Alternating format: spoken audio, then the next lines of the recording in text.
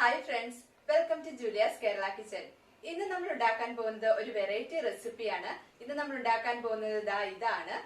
അപ്പൊ നമ്മൾ ഓംലെറ്റ് ഒക്കെ കഴിച്ച് എല്ലാവരും മടുത്തിരിക്കുകയായിരിക്കും. റൗണ്ടില് എന്നും ഒരേപോലത്തെ ഓംലെറ്റ്. അപ്പൊ അതിനൊരു വെറൈറ്റി ടേസ്റ്റും വെറൈറ്റി രൂപവും കൊടുത്ത് ഇന്ന് നമുക്ക് ഉണ്ടാക്കിയാലോ.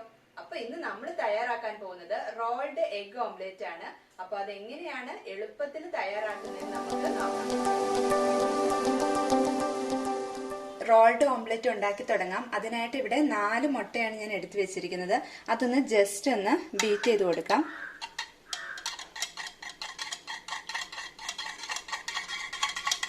ഇനി ഇതിന്റെ അകത്തോട്ട് 1 ടേബിൾ സ്പൂണോളം ക്യാരറ്റ് ചെറുതായിട്ട് അരിഞ്ഞത് ഇട്ട് കൊടുക്കാം.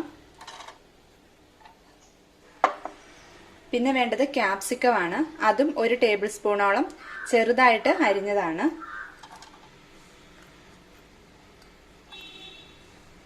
പിന്നെ വേണ്ടത് പച്ചമുളകാണ്. അത് ഓരോരുത്തരുടെ എരിവിനനുസരിച്ച് ഇടാം. ഞാനിവിടെ ഒരെണ്ണം എടുത്തിട്ടുള്ളൂ.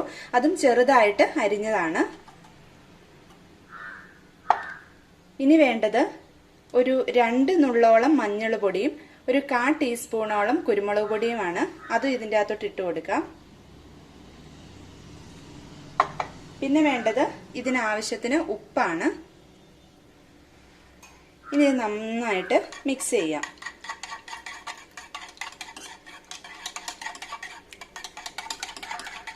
ഇനി ഒരു പാൻ ചൂടാക്കി കുറച്ച് ഓയിൽ ഒഴിച്ചു കൊടുക്കാം.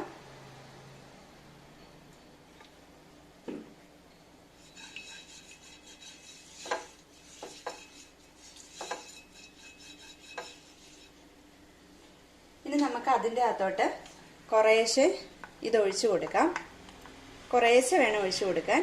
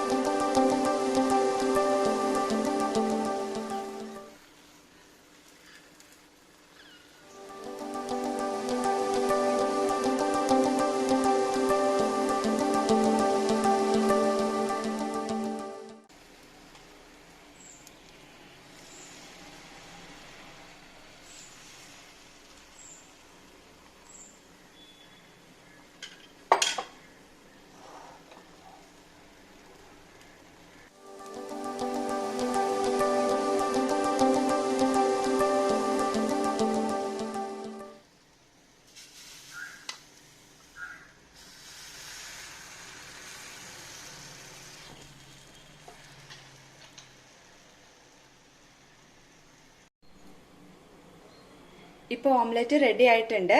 ഇനി ഇത് നമുക്ക് കട്ട് ചെയ്തെടുക്കാം.